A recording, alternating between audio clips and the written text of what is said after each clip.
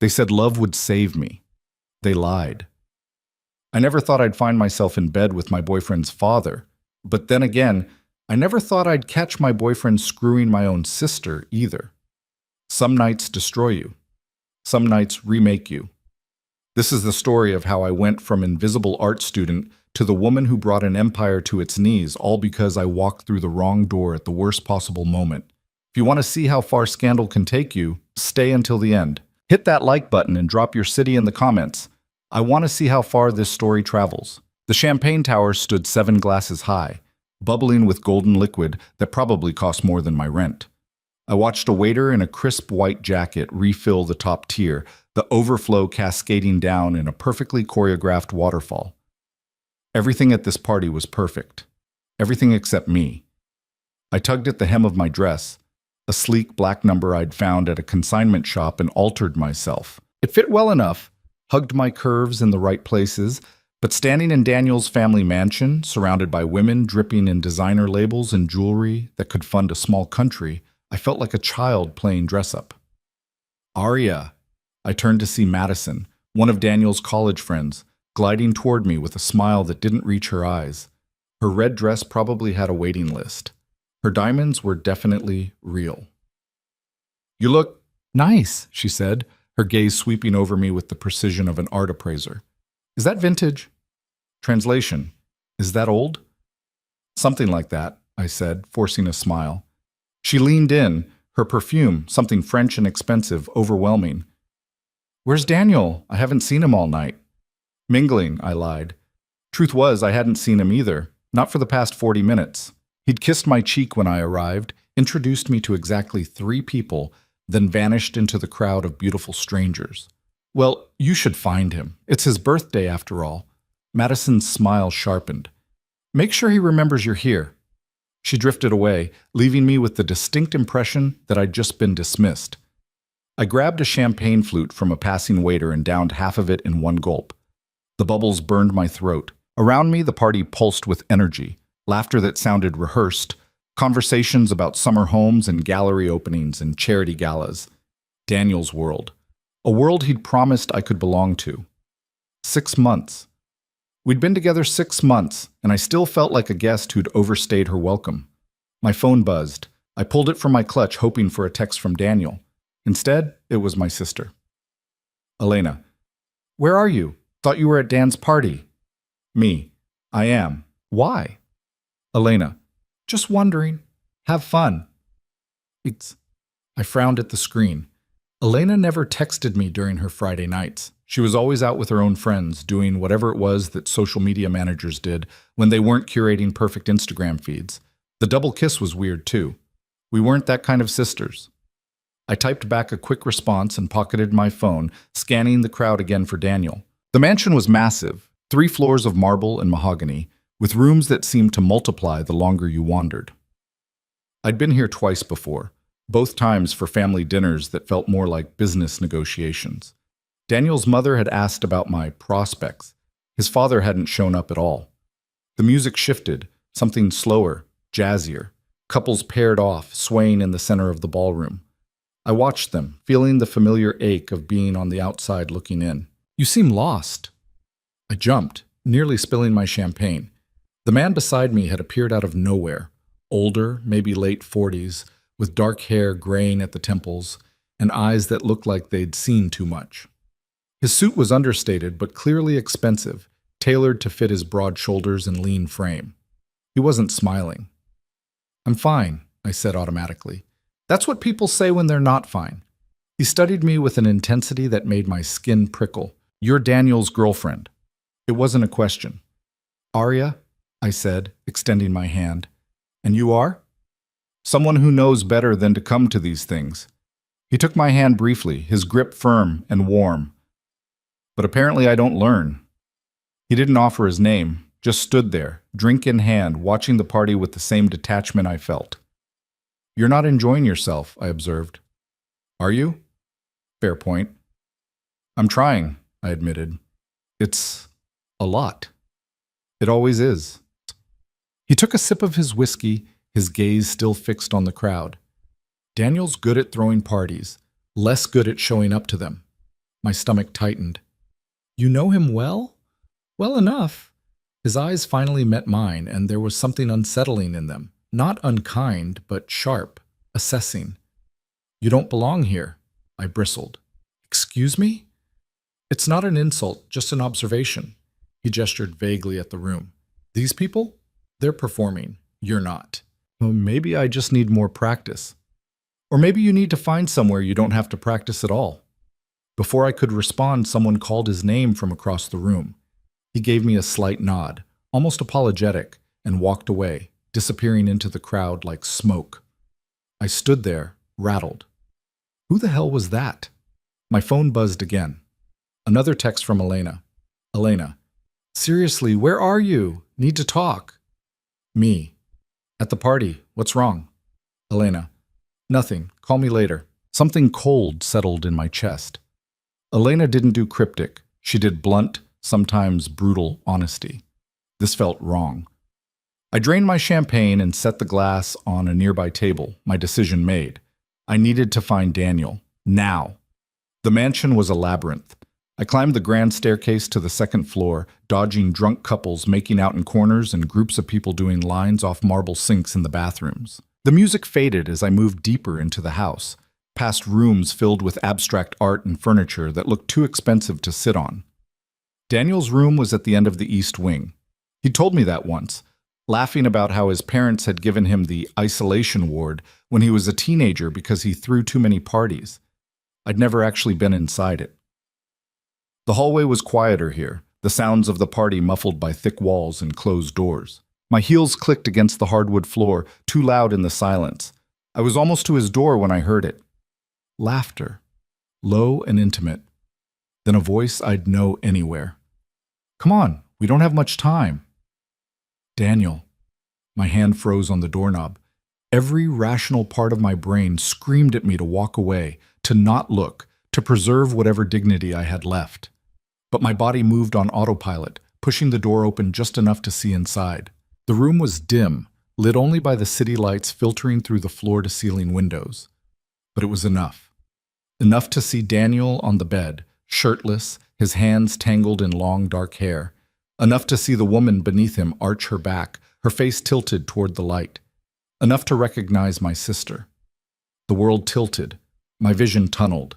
I heard a sound, high and broken, and realized it was coming from me. They both froze. Daniel's head whipped around, his eyes going wide. Arya, no. The word came out strangled. I stumbled backward, my heel catching on the edge of the hallway runner. No, no, no. Elena sat up, pulling the sheet around herself. Her makeup was smudged, her lips swollen. She looked at me, and for just a second, one horrible second, I saw guilt flash across her face before it hardened into something else. Defiance, maybe. Or worse, pity. Arya, wait. Daniel scrambled off the bed, reaching for his pants. I didn't wait. I ran. My heels pounded against the floor as I tore through the hallway, my breath coming in ragged gasps. Behind me, I heard Daniel shouting my name, but I didn't stop, couldn't stop. The tears came hot and fast, blurring everything into abstract shapes and colors. I took a wrong turn, then another. The mansion swallowed me, its endless corridors all looking the same. I pushed through a door, expecting a stairwell, and instead found myself in another hallway, narrower, darker, with walls lined in what looked like family portraits. A hand grabbed my arm. You can't be here. I spun around, yanking free. It was a security guard, his face stern. I'm leaving, I choked out. I'm trying to find the exit. This is the private wing, family only. His grip tightened. I need you to come with me. I said I'm leaving, my voice cracked. I could hear Daniel getting closer, calling my name. The thought of facing him, of having him see me like this, was unbearable. I wrenched away from the guard and ran again, pushing through the nearest door and slamming it behind me. My hands fumbled with the lock, finally clicking it into place just as Daniel's voice echoed from the other side. Arya, please, let me explain. I pressed my back against the door, sliding down until I hit the floor. My whole body shook. The room I'd trapped myself in was some kind of study. Dark wood paneling, leather furniture, shelves packed with books. A fireplace sat cold and empty against one wall.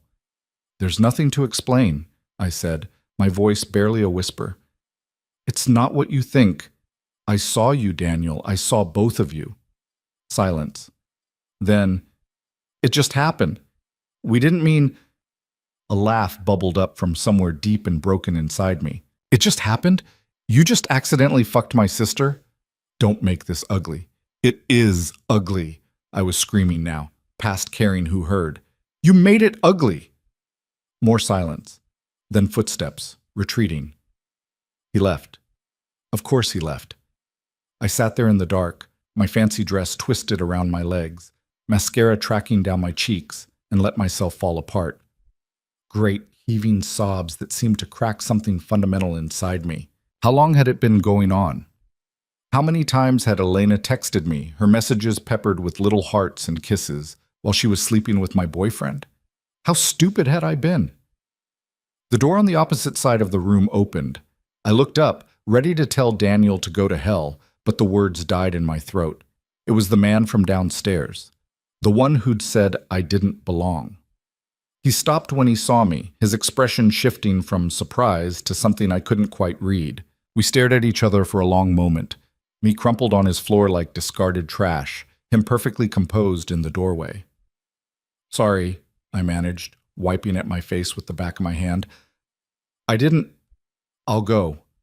You're bleeding. I looked down. My knee was scraped raw, blood seeping through my torn stockings. I must have fallen when I ran. I hadn't even noticed. He crossed the room, opening a cabinet and returning with a first aid kit. He knelt in front of me, actually knelt, and began cleaning the wound with a gentleness that made my throat tighten. I'm fine, I said, though clearly I wasn't. You keep saying that. His hands were steady, efficient. Doesn't make it true. Fresh tears spilled over. I couldn't stop them. I caught him. My boyfriend. With my sister. He paused for just a second, then continued wrapping gauze around my knee. Daniel's an idiot. You really do know him well. I'm his father. The world stopped. I stared at him, really looked at him for the first time. The sharp jawline, the dark eyes, the bearing of someone used to being in control. Victor Hale, Daniel's father, the venture capitalist who'd built an empire from nothing, the man Daniel both worshipped and resented in equal measure. Oh my God. I tried to stand, but his hand on my shoulder kept me still. Don't. You'll reopen it. I should go. I shouldn't be here. Where exactly are you planning to go? Back to the party? To my son who just betrayed you? The words hit like a slap. I flinched. I'm sorry, he said quietly. That was cruel. It was true. He finished with my knee and sat back on his heels, studying me with that same intense gaze. You want to know what else is true? You walked into that party tonight hoping to feel like you mattered, like you were worth seeing, and instead you discovered that the people you trusted most don't deserve you. I let out a shaky breath. How do you know what I hoped for? Because I've spent 30 years watching people at parties like this. I know the difference between someone who belongs and someone who's trying to belong. You were trying. They were never going to let you. That's bleak. That's reality. He stood, extending a hand to help me up. The question is, what are you going to do about it? I took his hand. His grip was strong, pulling me to my feet with an ease that suggested he was stronger than his lean frame implied. We stood close, closer than strangers should, and I caught the scent of his cologne, something clean and understated. I don't know, I admitted. Go home. Cry. Block both their numbers. Burn this dress. That's a start. Something almost like amusement flickered in his eyes. The dress is terrible, by the way. I choked out a laugh that was half sob. Wow, thank you. You altered it yourself. I can see the seams. He tilted his head. You're an art student? How did you... Daniel mentioned you once, said you were talented but impractical. His mouth tightened. He's wrong about the second part. Probably the first two. You don't know that. I know his taste. It's inherited from his mother. He moved to a bar cart in the corner, pouring 2 glasses of whiskey. Which is to say expensive, but boring. He handed me a glass. I took it, my fingers brushing his. Why are you being nice to me? I asked. I'm not nice. Then why are you here? In this room, with me, instead of at your son's party? He took a long drink, his eyes never leaving mine. Because I hate parties. Because I came up here to escape. And because you look like someone who needed to not be alone right now. The honesty of it caught me off guard. I drank, the whiskey burning a path down my throat. I'm Arya, I said, though he clearly already knew. Victor. We stood in silence, drinking, the sounds of the party distant and irrelevant. I should have felt awkward. I should have made an excuse and left. But something about him, his directness, his refusal to offer empty comfort, made me want to stay. Can I ask you something? I said finally. You can ask. I may not answer. Why did you say I don't belong here, downstairs, when we first met? He considered the question, swirling his whiskey. Because you're real. These people? He gestured vaguely toward the door. They're performing versions of themselves they think they should be. Wearing the right clothes, saying the right things, wanting the right people. You're not performing. You're just yourself. And that makes you dangerous to them. I'm not dangerous to anyone. No? He moved closer, and I could feel the heat of him, the weight of his attention. You walked into a room full of people who've spent their lives learning how to hide, and you wore your heart on your sleeve. That's terrifying, because it reminds them of what they've lost. My breath caught. And what have you lost? His smile was sad. Everything that matters. Which is why I recognize it in you. You're about to lose something too.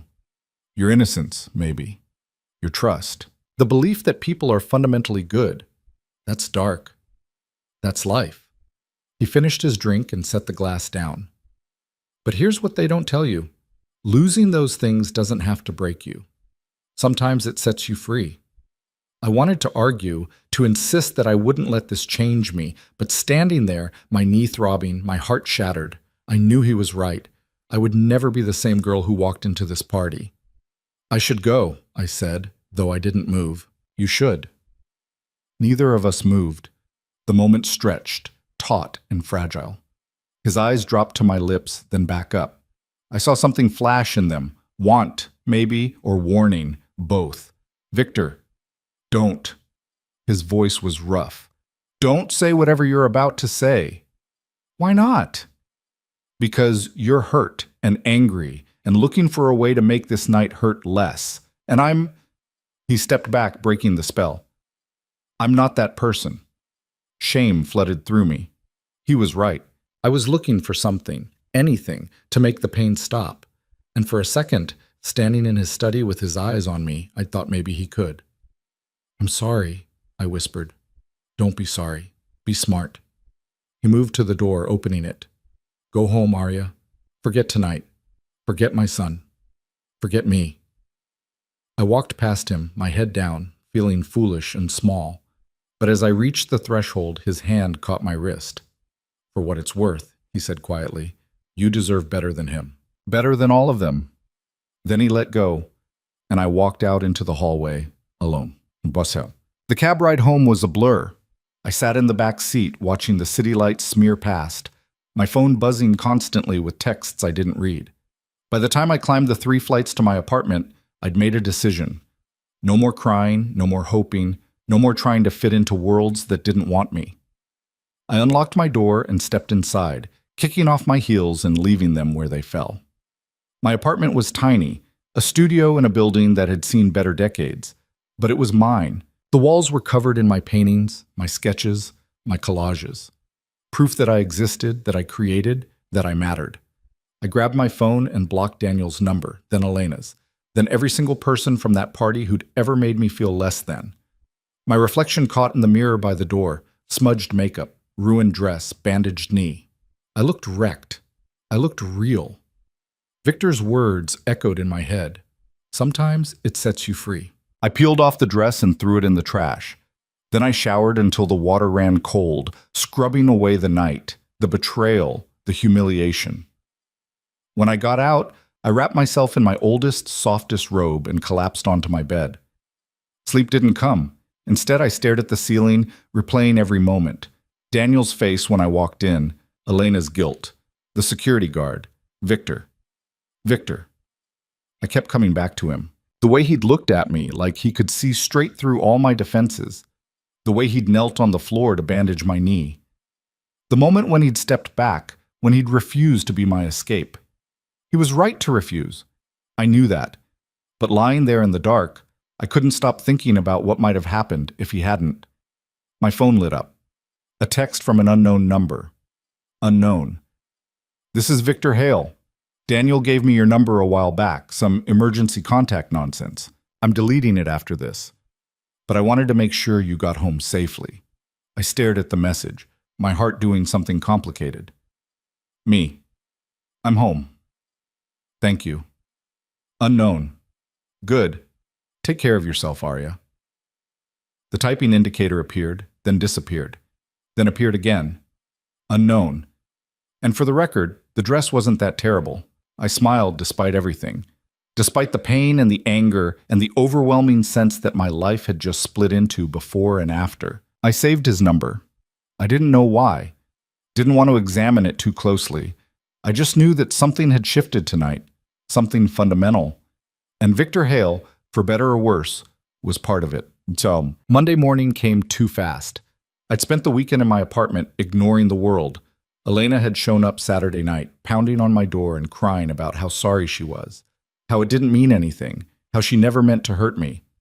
I'd sat on my couch, headphones on, painting until my hands cramped, and let her pound until she gave up. Daniel had called from different numbers, left voicemails that ranged from apologetic to angry to confused.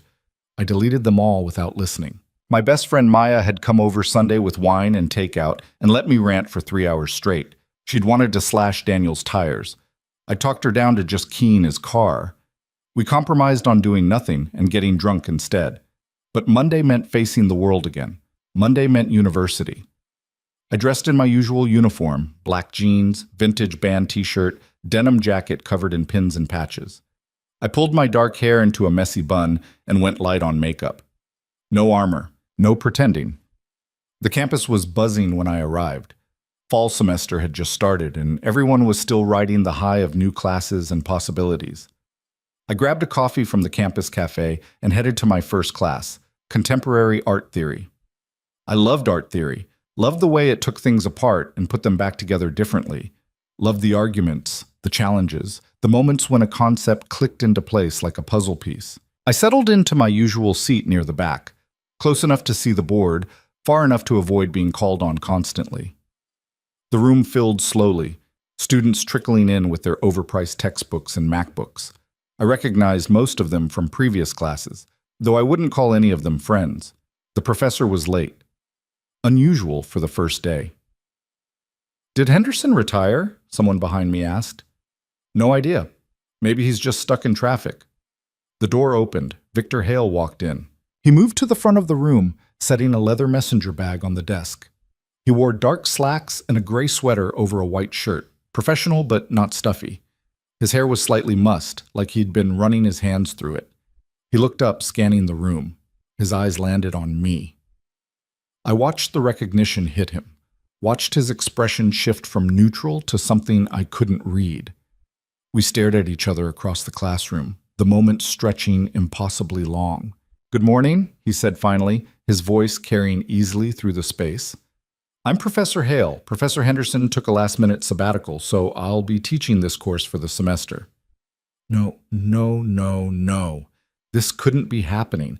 He began taking attendance, his voice steady and professional.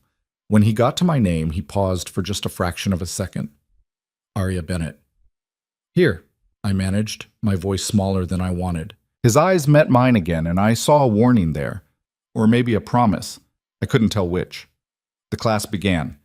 He launched into a discussion of postmodern theory, his knowledge deep and his delivery engaging. He challenged assumptions, asked hard questions, made the students think. Under any other circumstance, I would have been fascinated. Instead, I sat frozen, my mind reeling. Daniel's father was my professor. The man I'd broken down in front of, who'd bandaged my knee and told me I was too real for his son's world, was going to be teaching me 3 times a week for the next 4 months. I was so screwed. After class, I tried to slip out quickly, but his voice stopped me. Miss Bennett, a word, please. The other students filed out, shooting me curious glances. When the room was empty, Victor closed the door. We stood on opposite sides of the classroom, a gulf of scarred desks and uncomfortable chairs between us. This is, I started. Complicated, he finished. I know. Did you know I was a student here? No, Daniel mentioned you were in art school, but I assumed. He ran a hand through his hair, disrupting it further. It doesn't matter. What matters is how we handle this. Handle this, I repeated. You mean pretend we never met? I mean maintain appropriate boundaries. You're my student. I'm your professor. What happened Friday night? Nothing happened Friday night. Exactly. And nothing can happen. Do you understand? I bristled at his tone. I'm not a child. I'm not suggesting you are. I'm suggesting that there are rules, Arya. Rules that exist for good reasons. Rules you're afraid of breaking? The words came out sharper than I intended. He stared at me, and I saw his jaw tighten. Yes, he said finally. Rules I'm afraid of breaking, because breaking them would hurt you, and I've already watched my son do enough of that. The fight went out of me. He was right. Of course he was right. Okay, I said quietly. Boundaries. I get it. Good. He moved back to his desk, putting more distance between us. You're a talented student, from what I've seen in your file. I expect excellent work from you. Nothing more, nothing less. Fine. I turned to leave, but his voice stopped me again. Arya. I looked back. I meant what I said. You deserve better. Yeah, I said, hitching my bag higher on my shoulder. I'm starting to figure that out. I left before he could say anything else, my heart pounding and my head spinning. This semester was going to be hell. 3 weeks passed like walking through fog. Arya went to class, took notes, turned in assignments. She painted in her studio until her eyes burned. She avoided Daniel's texts and Elena's calls. She existed, but barely. And every Monday, Wednesday, and Friday at 10 a.m., she sat in Victor Hale's classroom and pretended her skin didn't catch fire every time he looked at her. He was a good professor, better than good. He pushed his students, demanded they think deeper, question harder. He dismantled their assumptions about art and beauty and meaning with a precision that was almost surgical. Some students hated him for it. Arya found herself hanging on every word. She told herself it was just intellectual interest, that she was learning, that the way her pulse jumped when he called on her had nothing to do with the memory of his hands bandaging her knee. She was lying to herself, and she knew it. You're staring at him again. Arya blinked, turning to Maya, who sat beside her in the campus cafe. They'd met for lunch between classes, a routine they'd established freshman year. I'm not staring. You've been looking at that classroom door for 5 minutes straight. Maya stabbed her salad with more force than necessary. Please tell me you're not waiting for Hot Professor to walk by. Don't call him that. Everyone calls him that. Have you seen the student forum? There's literally a thread dedicated to his sweaters. Maya leaned closer. Also, you're deflecting. What's going on with you two? Nothing. He's my professor. Yeah, and he's also your ex's dad, which is weird as hell. I'm aware. Maya studied her with the uncomfortable insight of someone who'd known her too long. You like him. I don't. Arya, you have a type, and that type is apparently emotionally unavailable men who should absolutely be off limits. Maya sighed. First Daniel, now his father. You're like a moth to a really well-dressed flame. It's not like that. Then what's it like? Arya pushed her barely touched sandwich away. He sees me, really sees me, not some version he wants me to be. That's called basic human decency, babe. The bar's in hell. I know it's stupid. I know nothing can happen. Arya dropped her head into her hands. But I can't stop thinking about him. Have you talked to him, outside of class? Once. Right after I found out he was my professor. He made it very clear that boundaries are non-negotiable. Good. He's doing the right thing. I know. So why do you look like someone just killed your dog? Arya laughed, the sound hollow. Because doing the right thing sucks. Maya reached across the table, squeezing her hand.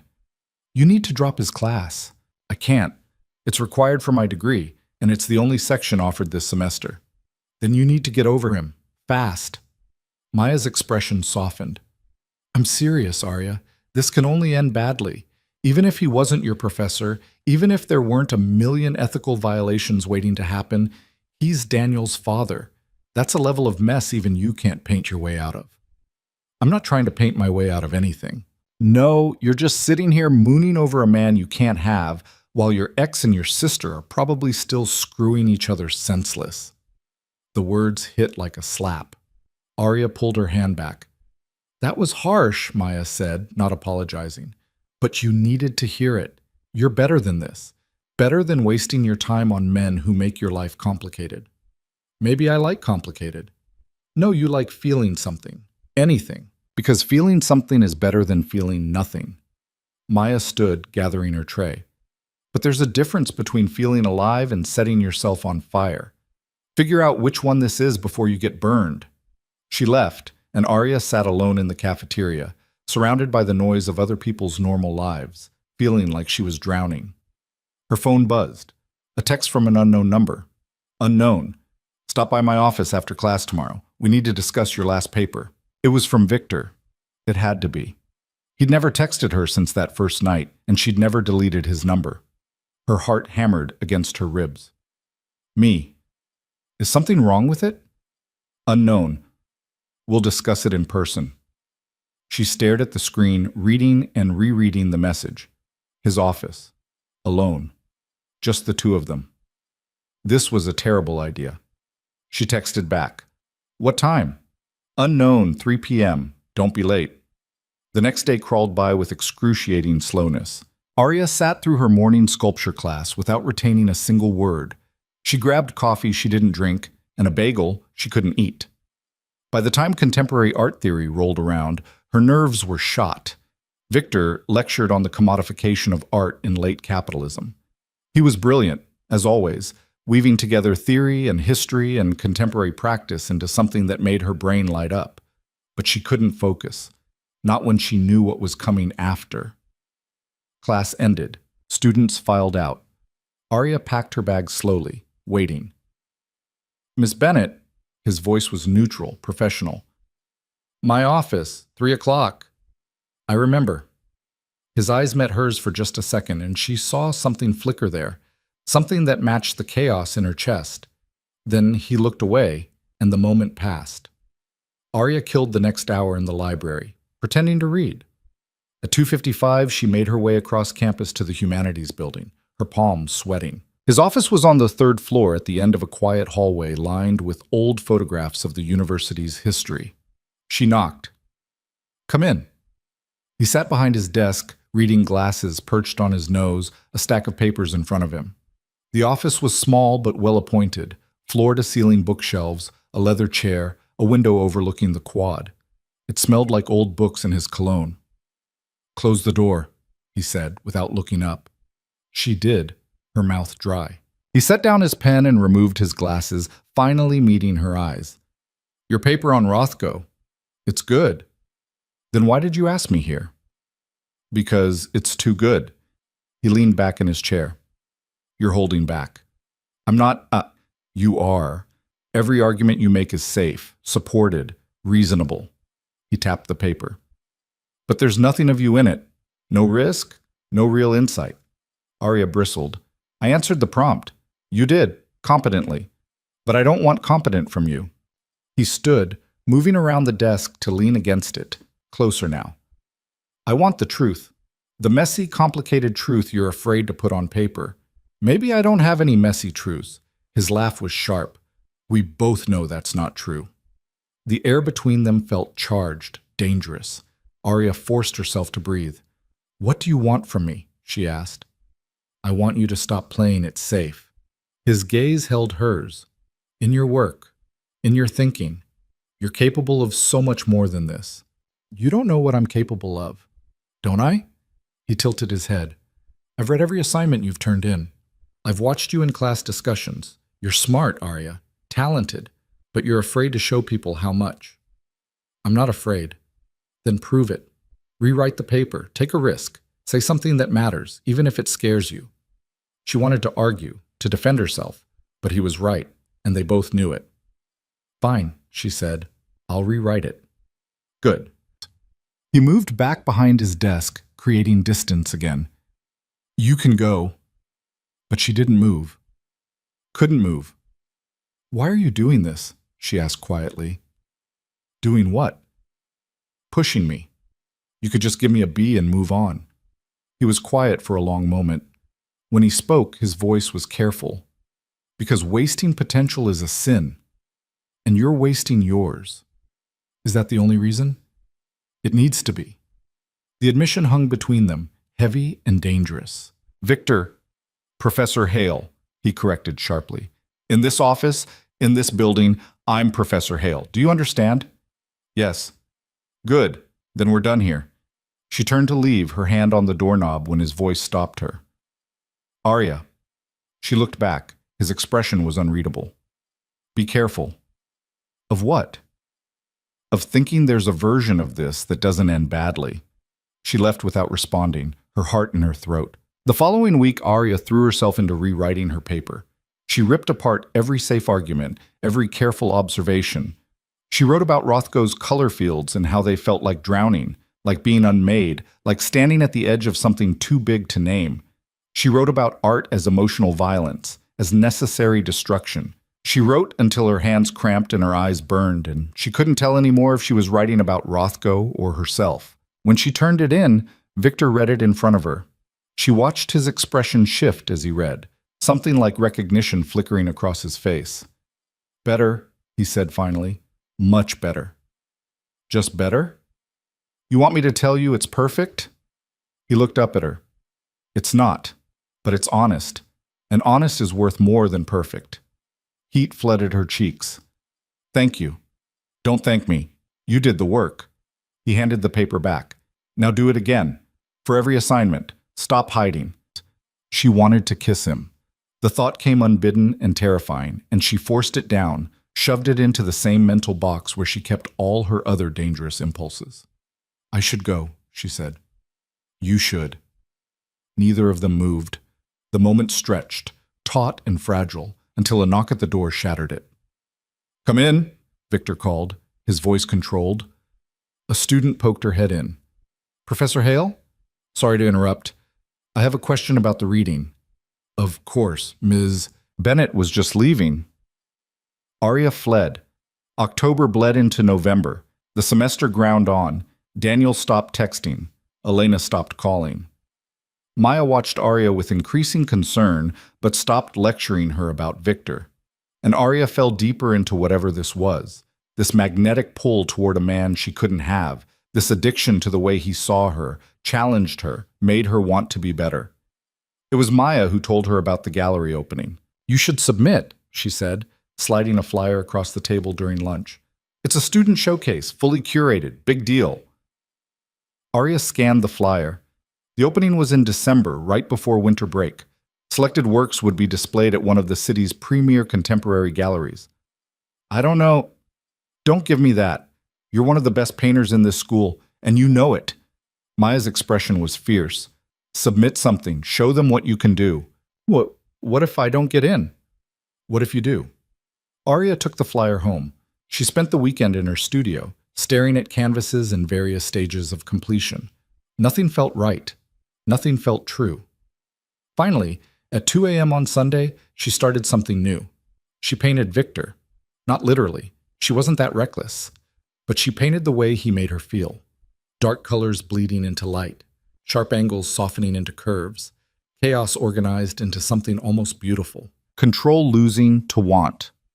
She called it restraint. It was dangerous and obvious and probably a terrible idea. She submitted it anyway. 3 weeks later, she got the acceptance email.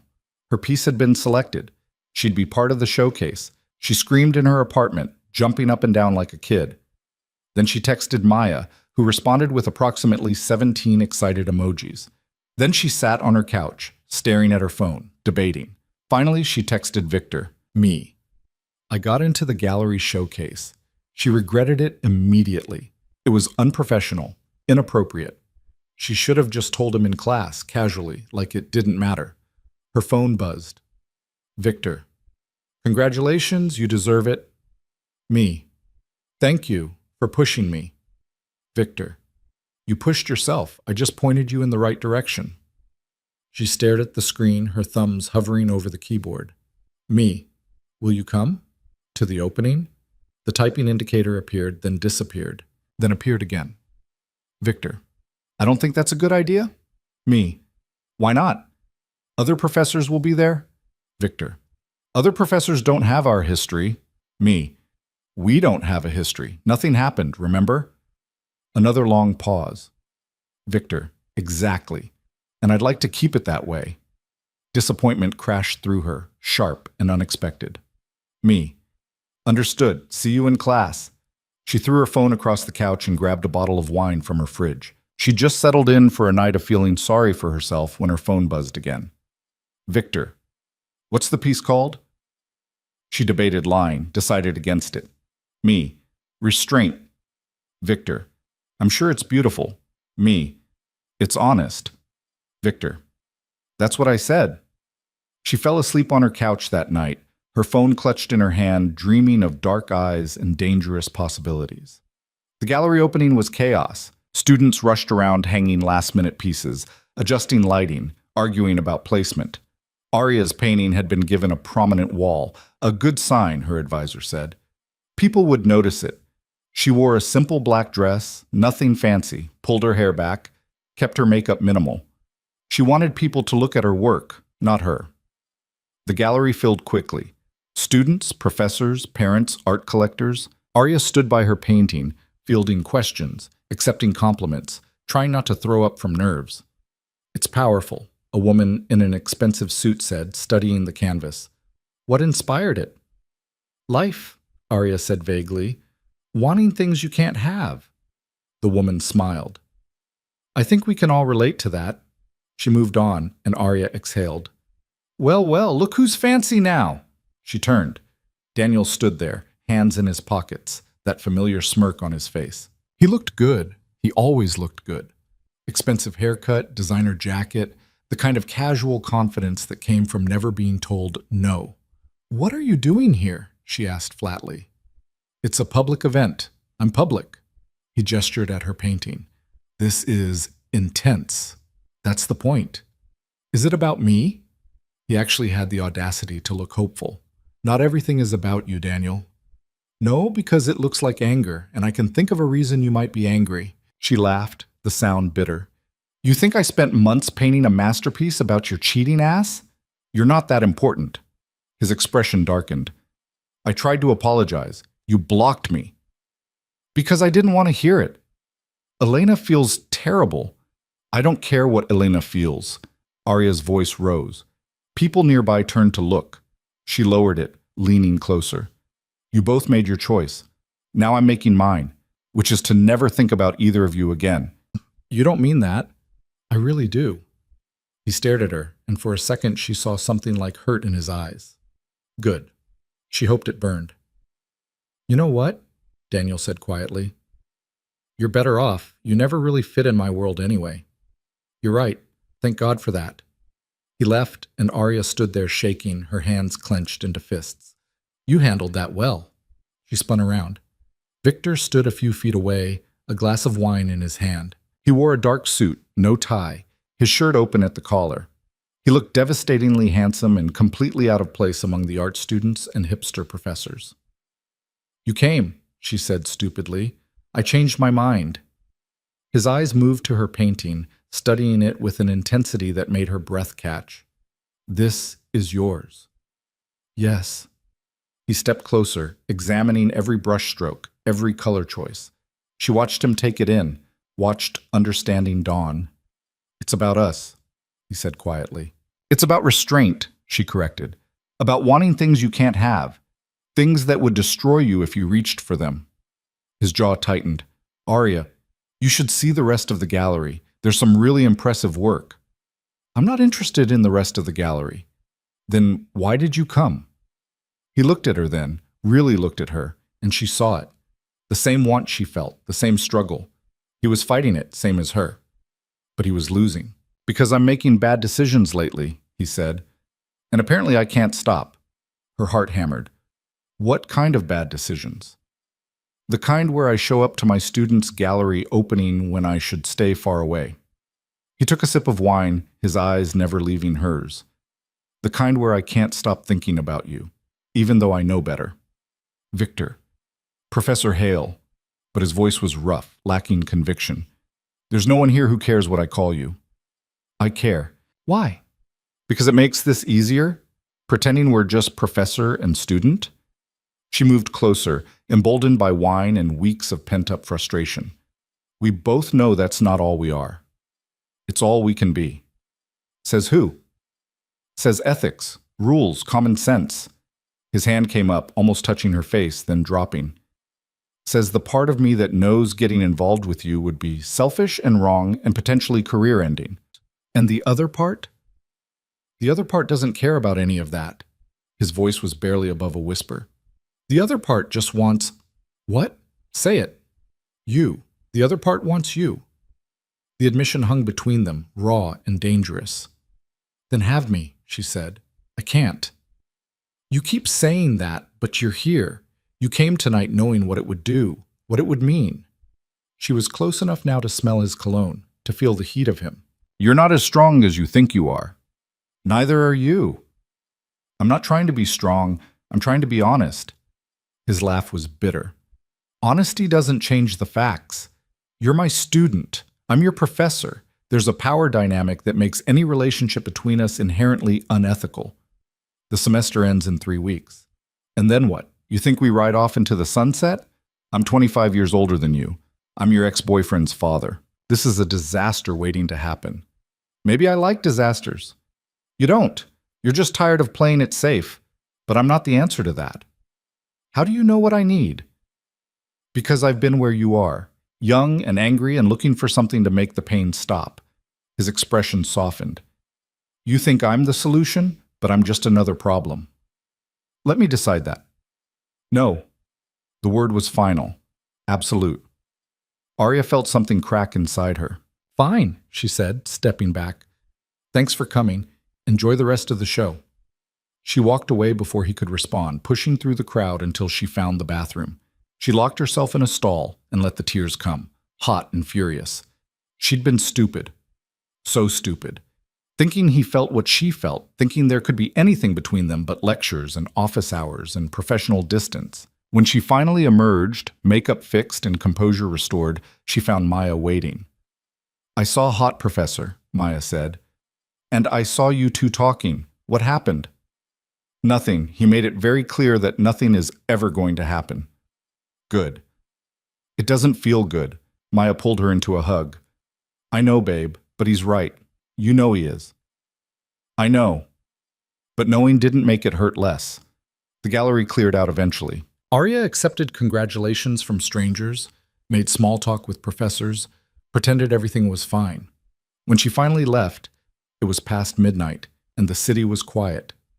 She walked home, heels in her hand, feeling hollowed out. Her phone buzzed. Victor. I'm sorry. She stared at the message, then deleted it without responding. 3 weeks until the semester ended. 3 weeks of sitting in his classroom pretending her heart wasn't breaking every time he looked at her. She could do this. She had to. But that night, alone in her apartment, staring at the canvas she'd painted of restraint and want and impossible things, Arya wondered if some kinds of wanting ever really stopped. The last 3 weeks of the semester crawled by like walking through cement. Arya went through the motions, turning in assignments, sitting through lectures, avoiding Victor's eyes whenever they tried to find hers across the classroom. She told herself it was better this way. Clean, professional, safe. She was lying to herself again.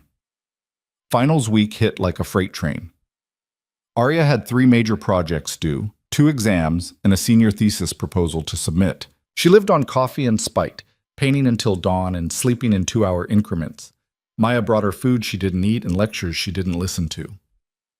You look like death, Maya said, sitting cross-legged on Arya's studio floor. When's the last time you slept? Tuesday, maybe. Arya stepped back from her canvas, squinting at the brushwork. What day is it now? Thursday. You have Hale's final tomorrow. I know. Have you studied? I don't need to study. I know the material. She dipped her brush in crimson, adding another layer to what was becoming an increasingly violent piece. I've been living the material. Maya watched her work in silence for a moment. This is about him, isn't it? The painting. Everything's about something. That's not an answer.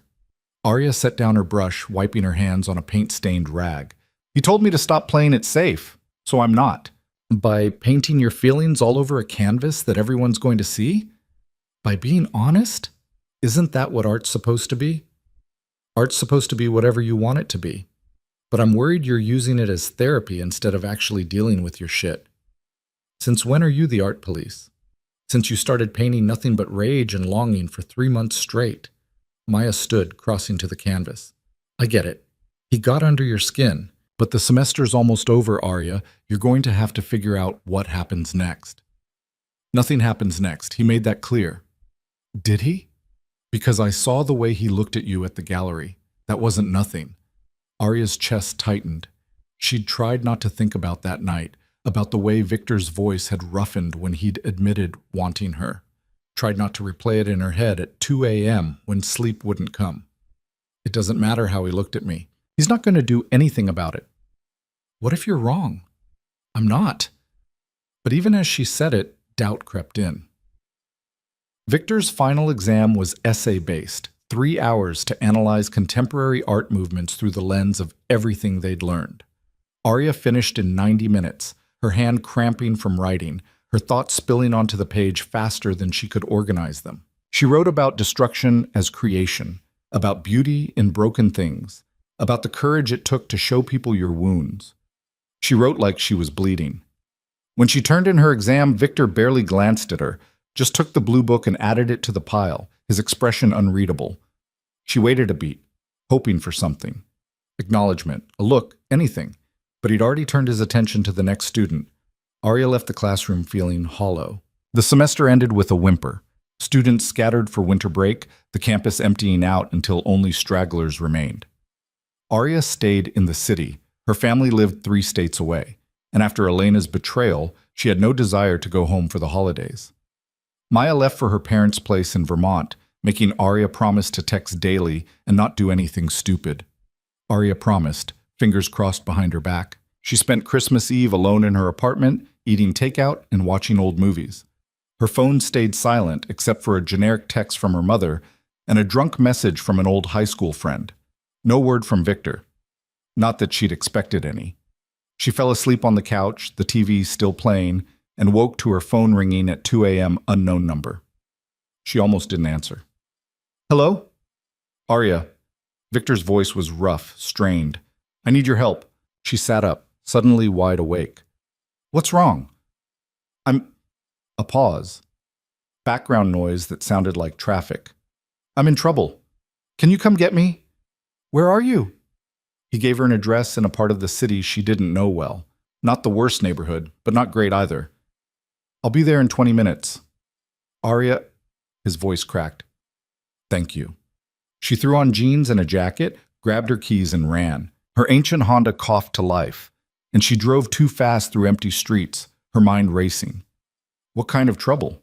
Was he hurt? In danger? Why was he calling her and not someone else?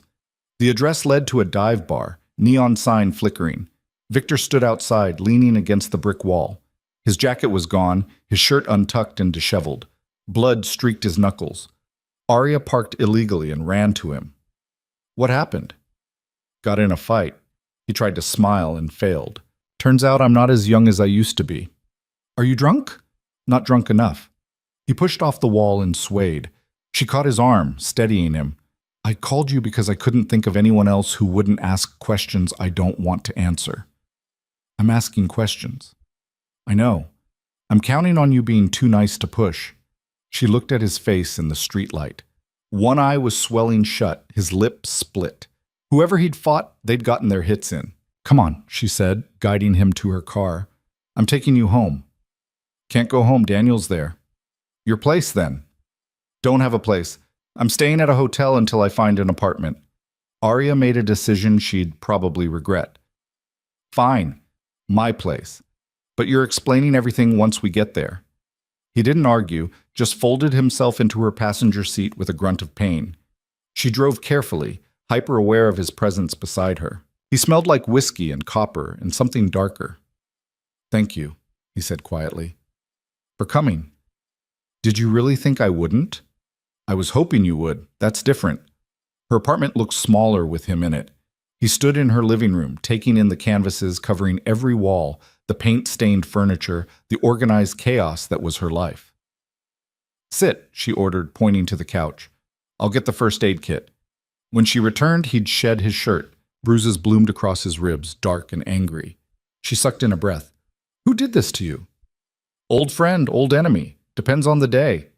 He winced as she cleaned the cut on his eyebrow. "I used to run with a different crowd, before I got my life together, before Daniel was born. Sometimes that world comes calling." "What kind of world?" His eyes met hers, and she saw something dangerous there, something he usually kept buried deep. The kind where you solve problems with your fists instead of lawyers, where money's made in ways that would make my current colleagues very uncomfortable. He caught her wrist as she dabbed antiseptic on his split lip. "I'm not a good man, Arya. I've done things I can't take back. Everyone's done things they regret." "Not like me." His grip tightened. "I've hurt people, ruined lives, built my empire on other people's suffering." Then why are you telling me this? "Because you should know what you're getting into if you keep looking at me the way you do." "And how do I look at you?" "Like I'm something worth saving." His laugh was bitter. "I'm not." Arya set down the cotton swab and took his face in her hands, forcing him to meet her eyes. "I'm not trying to save you. I'm just trying to understand you." "There's nothing to understand. I'm a cautionary tale with expensive suits." "Stop it." Her voice sharpened. "Stop trying to make me hate you. It's not going to work." "It should." "Well, it doesn't." She released him, sitting back. "You want me to run away? To decide you're too broken or too dangerous or too whatever? I've had enough people in my life decide I'm not worth the trouble. I'm not doing that to someone else." He stared at her, something shifting in his expression. "You're going to get hurt." "Probably, but that's my choice, not yours." "Arya, the semester's over. You're not my professor anymore." She met his gaze steadily. "So stop hiding behind ethics and rules and tell me the truth. Do you want this? Us?" The silence stretched, taut and fragile. "More than I've wanted anything in years," he said finally, "but that doesn't make it right." "I don't care about right. I care about real." She moved closer, close enough to feel his breath on her skin. "This is real. Tell me you feel it too." "You know I do." "Then stop fighting it." His hand came up, fingers tangling in her hair. "If we do this, there's no going back. People will talk, judge, your friends, your family, the university. Let them talk.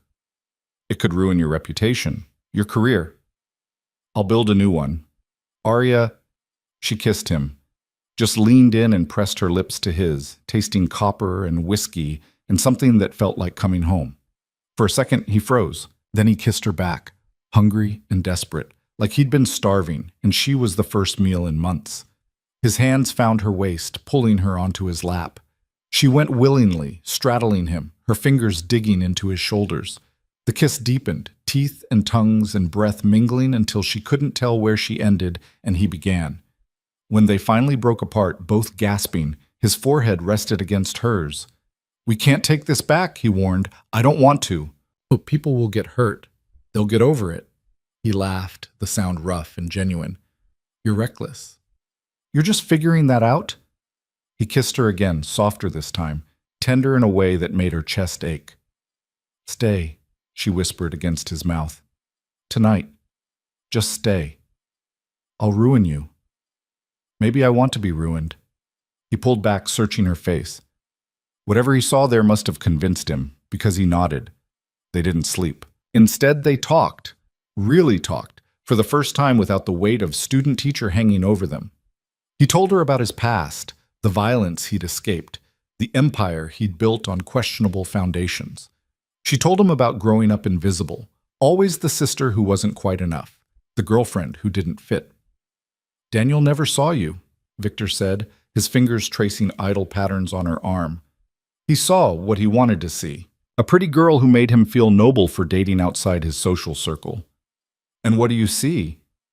Someone brave, talented, real in a way that terrifies people who've forgotten how to be honest. That's a lot of pressure. You can handle it. He smiled and it transformed his face. You're stronger than you think. I don't feel strong. Strength isn't about feeling powerful. It's about choosing to keep going even when everything tells you to quit. His hand found hers, fingers intertwining. You've been doing that your whole life. You just didn't realize it. Dawn broke over the city, pale light filtering through her windows. Victor looked exhausted, his bruises darkening, but something in his expression had softened. I should go, he said without moving. You should stay. Arya, I know, real world, consequences, all of that. She pressed a kiss to his jaw. But real world doesn't start until you walk out that door. So stay, just a little longer. He stayed. They fell asleep tangled together on her couch, his arms wrapped around her like he was afraid she'd disappear. When Arya woke hours later, he was watching her with an expression she couldn't quite read. What? She asked, voice rough with sleep. I'm trying to figure out if this is the best decision I've ever made or the worst. Can it be both? That's what scares me. Her phone buzzed. She grabbed it, squinting at the screen. A text from Maya. Maya. Please tell me you're not doing anything stupid? Arya glanced at Victor, who raised an eyebrow. Me. Define stupid. Maya. Arya. Me. I'm fine, I promise. Maya. You're a terrible liar. Call me later. Arya set the phone down, turning back to Victor. My best friend thinks I'm making bad choices. She's probably right. Definitely right. Arya sat up, stretching. Coffee? Please. She made coffee in her tiny kitchen while Victor explored her apartment, studying her paintings with an intensity that made her self-conscious. Most of them were recent, violent splashes of color, figures half-formed and breaking apart, abstracted emotions given physical form. These are incredible, he said, stopping in front of her latest piece. The one she'd been working on finals week, all rage and crimson. You've grown, just in the semester I've known you. You pushed me too. I pointed, you did the work. He moved to another painting, one she'd done before they met. Softer, safer, more controlled. This was before, he observed. Before what? Before you stopped being afraid of what people would think. He was right. Looking at her older work now, she could see the careful restraint, the way she'd held back. The new pieces were raw, messy, honest. Better. You changed me, she admitted. No, I just showed you it was okay to change yourself. They spent the day in her apartment, existing in a bubble where the outside world didn't matter. They ordered food they barely touched, talked about everything and nothing, kissed until her lips were swollen and his bruises protested. It felt stolen, temporary, perfect. As evening approached, reality began creeping back in. I have to go, Victor said, pulling on his ruined shirt. I have a meeting tomorrow morning. Investors. Will you call me? Do you want me to? Yes. He kissed her, slow and deep. Then I will. After he left, Arya stood in her apartment, which suddenly felt too empty, and tried to process what had just happened. She'd crossed a line, multiple lines, and she didn't regret any of it. Her phone rang. Elena's name flashed on the screen. Arya stared at it for a long moment, then answered. What do you want? Arya. Thank God. Elena's voice was tearful. I've been trying to reach you for weeks. Please, can we talk? We're talking now. In person. Please. I need to explain. There's nothing to explain. You slept with my boyfriend. Pretty straightforward. It wasn't like that. I needed... Elena's voice broke. I'm sorry. I'm so sorry. I know I don't deserve your forgiveness, but please, just give me 10 minutes. That's all I'm asking. Arya closed her eyes, exhaustion washing over her. Fine. Tomorrow. The coffee shop on 5th Street, 10 a.m. Thank you so much. Arya hung up before Elena could say more. She had no idea why she'd agreed to meet. Curiosity, maybe. or the faint hope that her sister could offer some explanation that would make the betrayal hurt less. She doubted it. The next morning, Arya arrived at the coffee shop early, armed with caffeine and a carefully maintained wall around her emotions.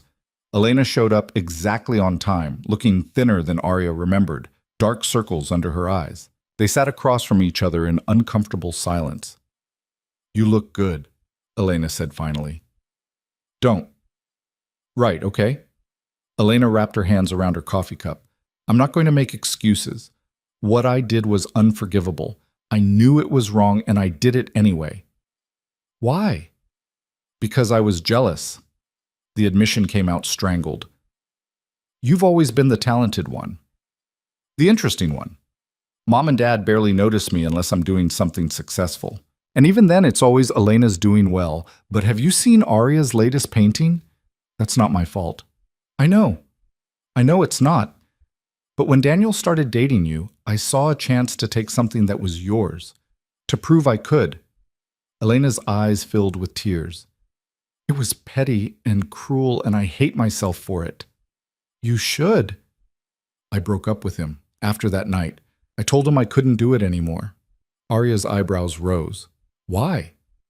"Because I saw your face. When you caught us, I saw what I'd done to you." Elena wiped at her eyes. "I'm not asking you to forgive me. I just needed you to know that I'm sorry, and that I'm getting help, therapy, trying to figure out why I hurt people I love." Arya sipped her coffee, processing. Part of her wanted to throw the hot liquid in Elena's face, but a larger part, the part that had spent the last 3 months learning to be honest about messy emotions, just felt tired. "I can't forgive you," Arya said. "Not yet. Maybe not ever." "I understand. But I appreciate you telling me the truth." Arya set down her cup. "We're not okay, Elena. We might never be okay. But at least now I know why. That's more than I deserve." "Yeah, it is." They sat in silence for another moment, years of sisterhood reduced to this awkward coffee meeting. Finally, Elena stood. "I'll let you go. But Arya, for what it's worth, I'm glad you're doing well. You deserve it." She left, and Arya sat alone with her coffee, feeling something shift inside her. Not forgiveness, not yet, but maybe the beginning of letting go. Her phone buzzed. Victor. Victor. "Dinner tonight. My hotel. We need to talk." Her stomach dropped. Those 4 words, "we need to talk," never meant anything good. "Me. What time?" "Victor. 7. She spent the rest of the day anxious, painting to distract herself but unable to focus. By the time 7 o'clock rolled around, she'd changed outfits 3 times and given herself a pep talk in the mirror that mostly consisted of "don't fall apart." Victor's hotel was downtown, all glass and modern architecture. She texted when she arrived, and he met her in the lobby, guiding her to the elevator without a word. His suite was on the top floor with floor-to-ceiling windows overlooking the city. "Drink?" he offered. "Just tell me what's wrong." He poured himself whiskey, downing half of it before turning to face her. "I got a call today. From the university. Someone saw us at the gallery." Arya's blood ran cold. "What does that mean?" "It means there's going to be an investigation. They want to determine if anything inappropriate happened while you were my student." "But nothing did happen." "Not technically, but we both know lines were blurred." He ran a hand through his hair. "I could lose my job, Arya. My reputation. Everything I've built. What do you want me to do?" "I want you to tell the truth, that I maintained professional boundaries, that nothing physical happened until after the semester ended." "Okay, I can do that. But there's more." He set down his glass, crossing to her. "If we continue this, if we're seen together, it's going to look bad, like we're confirming their suspicions." Her throat tightened. "Are you breaking up with me?" "I'm giving you a choice. We can walk away now, cleanly. You go back to your life, I go back to mine. No scandal, no complications. And the other option? We fight. We tell them the truth and deal with whatever consequences come." His hands framed her face. "But you need to understand what you'd be signing up for. Public scrutiny, judgment, people questioning your achievements, wondering if you only got good grades because we were involved. We weren't involved, not when it mattered. They won't care about technicalities. Arya pulled back, pacing to the window. The city sprawled below, lights twinkling like stars. She thought about Elena, about Maya's warnings, about every person who'd ever told her to play it safe. Then she thought about Victor's hands bandaging her knee, the way he pushed her to be better, the feeling of finally being seen by someone who didn't want to change her. She turned back to him. I choose you. I choose us. Whatever that means. Arya, I'm not afraid of scandal, Victor. I'm afraid of walking away from something real because it's hard. She crossed back to him, taking his hands. We'll fight. We'll tell the truth. And we'll deal with whatever comes. He pulled her close, holding her like she was the only thing keeping him standing. You're going to regret this. Maybe, but I'd regret walking away more. They stood like that for a long time, wrapped in each other, the city glittering around them. Tomorrow would bring investigations and questions and judgment, but tonight they had this. And for now, that was enough. The university's ethics committee meeting was scheduled for a Thursday afternoon in mid-January, just as spring semester started. Arya sat in the waiting area outside the hearing room, her leg bouncing with nervous energy. Victor sat 3 chairs away, maintaining the distance the university had mandated while the investigation was ongoing. They weren't supposed to communicate, weren't supposed to be seen together. Arya had stopped caring about supposed to. The door opened. A woman in a navy suit gestured for Arya to enter. Miss Bennett, we're ready for you. The room was smaller than she'd expected. Just a long table with 5 committee members seated on one side, a single chair facing them. Arya sat, folding her hands in her lap to keep them from shaking. Thank you for coming, said the man at the center, Dr. Morrison, head of the ethics committee. We just have a few questions about your relationship with Professor Hale. We don't have a relationship. Not while he was my professor. But you do now. This from a woman to Morrison's left, her expression skeptical. Yes. When did this relationship begin? After the semester ended, December 24th specifically. Morrison made a note. And there was no romantic or sexual contact before that date? No. What about emotional intimacy, private meetings, inappropriate communications? Arya thought about Victor's office, the way he'd pushed her to be better, the texts after the gallery opening, the night she'd found him bleeding outside a bar. We had normal professor-student interactions, she said carefully. He challenged my work. I responded to that challenge. Nothing inappropriate happened. We have a witness who says they saw you and Professor Hale in what appeared to be an intimate moment at a gallery opening in early December. Her stomach dropped. We talked about my artwork. Other professors were there too. This witness described the interaction as, quote, intense and personal. They said Professor Hale looked at you in a way that suggested prior intimacy. Then your witness has an active imagination. Arya met Morrison's eyes. Look, I'm not going to lie to you. There was attraction, maybe from the first time we met, but Victor, Professor Hale, maintained strict professional boundaries. He never touched me, never said anything inappropriate, never gave me preferential treatment. If anything, he was harder on me than other students. Why? Because he knew people would be looking for exactly what you're looking for. Evidence that something was wrong. She leaned forward. He did everything right. We both did. And the fact that we started a relationship after he wasn't my professor anymore shouldn't be a crime. Ms. Bennett, you understand that the power dynamic is gone. He's not my professor now. He won't be teaching any of my classes going forward. There's no power dynamic. He's still a faculty member. You're still a student. At a university with 30,000 students, I'm majoring in studio art. He teaches theory. Our paths don't have to cross again. Arya's voice hardened. You want to punish him for something that might have happened, but it didn't. And punishing him now, when we've done everything according to your rules, just tells students that there's no point in following the rules anyway. Morrison studied her for a long moment. You care about him? Yes. Enough to risk your reputation, your academic standing? My reputation is mine to risk, and my academic standing should be based on my work, not who I date. The committee members exchanged glances. Finally, Morrison nodded. Thank you, Ms. Bennett. We'll be in touch with our decision. Arya left on shaking legs. Victor was gone from the waiting area, probably already in his own hearing. She walked out of the building and kept walking until she hit the campus quad, where she collapsed onto a bench and let herself breathe. Her phone buzzed. Maya. Maya. How'd it go? Me. Like being interrogated by corporate lawyers. Maya. That bad? Me. Worse. But I told the truth. Maya. That's all you can do. Meet me at Luigi's, you need carbs and wine. Me.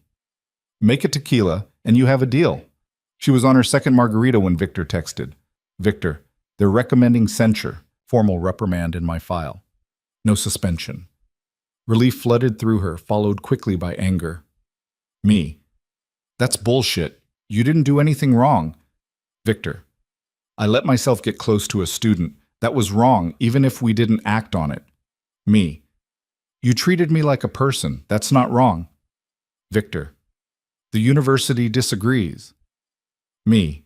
The university can go to hell. Victor. Arya. Me. I'm serious. They're punishing you for having feelings, for being human. Victor. They're punishing me for poor judgment, and they're right. She stared at the message, something cold settling in her chest. Me. Do you regret it? Us?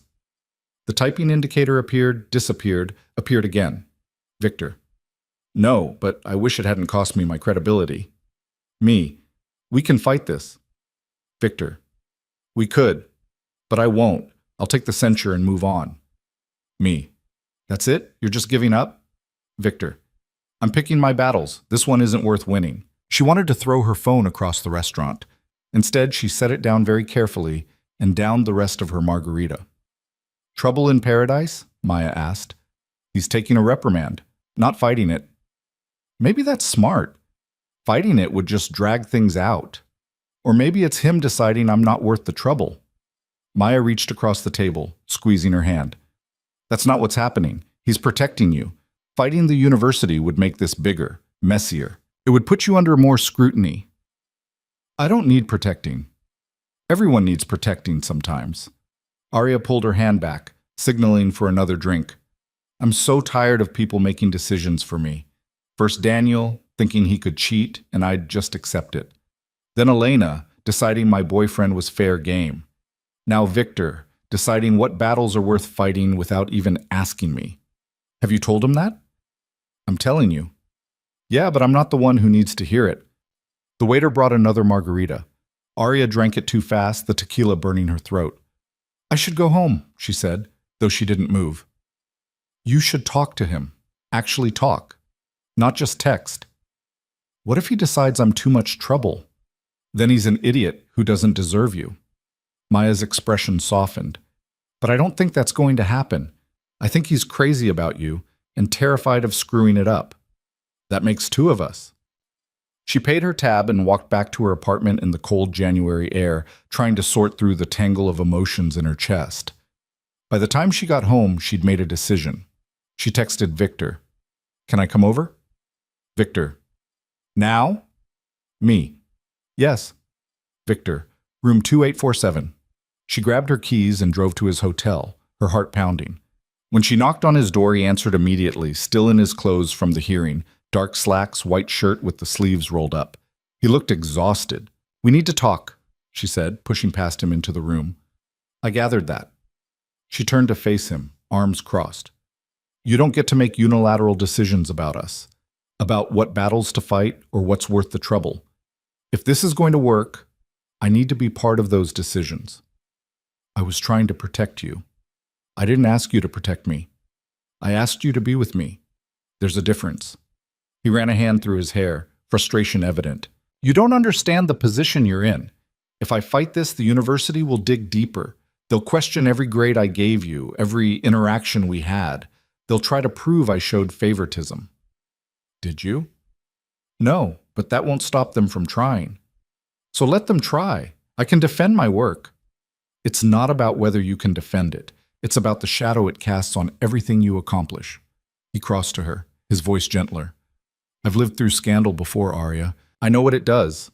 I won't let it destroy your future. My future is my choice. Then choose wisely. She stared at him, seeing the fear beneath his careful control. He wasn't just protecting her, he was protecting himself from the guilt of potentially ruining her. I choose you, she said quietly. Scandal and all. Messy and complicated and probably inadvisable. I choose you. Why? Because you see me. Because you push me to be better. Because when I'm with you, I don't feel like I have to perform or pretend or be anything other than exactly who I am. She moved closer. And because I'm falling in love with you, and that's terrifying enough without you trying to make decisions for both of us. He went very still. You're in love with me. I'm falling. There's a difference. Not much of one. Do you want me to take it back? No. He pulled her close, his forehead resting against hers. I want you to mean it. I mean it. He kissed her then, deep and desperate, like he was trying to memorize the taste of her. When they broke apart, both breathing hard, his hands framed her face. I'm falling too, he admitted. Have been since you broke down in my study looking like the world had ended. Romantic. I'm not good at romance. You're doing fine. They moved to the bed, shedding clothes between kisses, all the careful distance they'd maintained dissolving into heat and need. His hands mapped her body like he was learning a new language, and she let herself get lost in the feeling of being wanted this completely. Afterward, they lay tangled together, the city lights filtering through the windows. The censure goes into effect next week, Victor said, his fingers tracing lazy patterns on her shoulder. I'll be on probation for a year. One more incident, and I'm done. Then we'll be careful. Careful wasn't exactly what we were just doing. She smiled against his chest. Careful in public, in private, all bets are off. I can live with that. They fell asleep wrapped around each other, and for the first time in weeks, Arya slept without nightmares. The next morning brought reality crashing back. Arya's phone exploded with messages. The campus gossip mill had gotten hold of the investigation results, and suddenly everyone had an opinion about her relationship with Victor. Some were supportive, most weren't. That's the internet. Arya retrieved her phone, checking for cracks. I knew this would happen. Doesn't make it easier. Want me to come over? No, I need to paint. She spent the next 3 days in her studio, channeling rage and hurt into canvas. The painting that emerged was violent and raw, a figure being torn apart by hands that might have been helping or hurting, impossible to tell which. She called it Scandal. Victor texted daily, asking if she was okay, offering to come over. She kept him at arm's length, needing space to process the backlash on her own terms. On the 4th day, she finally let him visit. He brought Thai food and wine, setting up dinner on her paint-splattered floor like it was a 5-star restaurant. You've been avoiding me, he observed. I've been processing. And? She gestured at the new painting. That's my processing. He studied it, his expression unreadable. It's powerful. It's angry. You're allowed to be angry. People are saying terrible things about me. About us. I know. Doesn't it bother you? Of course it bothers me, but I expected it. He turned to her. Did you not? I expected judgment. I didn't expect people to be so cruel about it. People are always cruel about things they don't understand. He pulled her close. We can end this. If it's too much, I'll understand. Stop offering me exits. If I wanted out, I'd leave. Then what do you want? I want to stop feeling like we're doing something wrong when we're not. I want to walk across campus holding your hand without worrying who's watching. I want... She stopped, frustrated. I want normal, whatever that means. Normal is overrated. Says the man who's never had to be anything but. The words came out sharper than she intended. Victor's jaw tightened. You think my life has been normal? Easy? He stepped back. I built my career from nothing, fought my way out of a world that wanted me dead or in prison, spent 30 years proving I was more than my past, and now I'm risking all of that for you. I didn't ask you to risk anything. You didn't have to ask. That's how this works. They stared at each other, the tension thick enough to choke on. I'm sorry, Arya said finally. That wasn't fair. No, it wasn't. He ran a hand through his hair. But you're right that this is harder for you. I'm faculty. established. You're a student trying to build a reputation. The power imbalance everyone's so worried about, it exists in how this affects us differently. So what do? We survive it. Together. He pulled her back into his arms, and we stop apologizing for being happy. She wanted to believe him, wanted to believe that love, or whatever this was becoming, could be enough to weather the storm. But 3 days later, everything changed. Arya was in her studio when Maya burst through the door, phone in hand, face pale. "You need to see this." It was a blog post on a popular campus gossip site. Someone had leaked details from the ethics investigation, private testimony, confidential emails between Victor and the committee. And buried in the emails was a message from Victor to Morrison, dated December 15th. "I'm aware of the potential complications regarding Ms. Bennett. I assure you that I will maintain appropriate professional boundaries for the remainder of the semester. However, I wanted to inform you of my intentions to pursue a personal relationship with her once those boundaries no longer apply, should she be interested. I believe transparency in this matter is essential."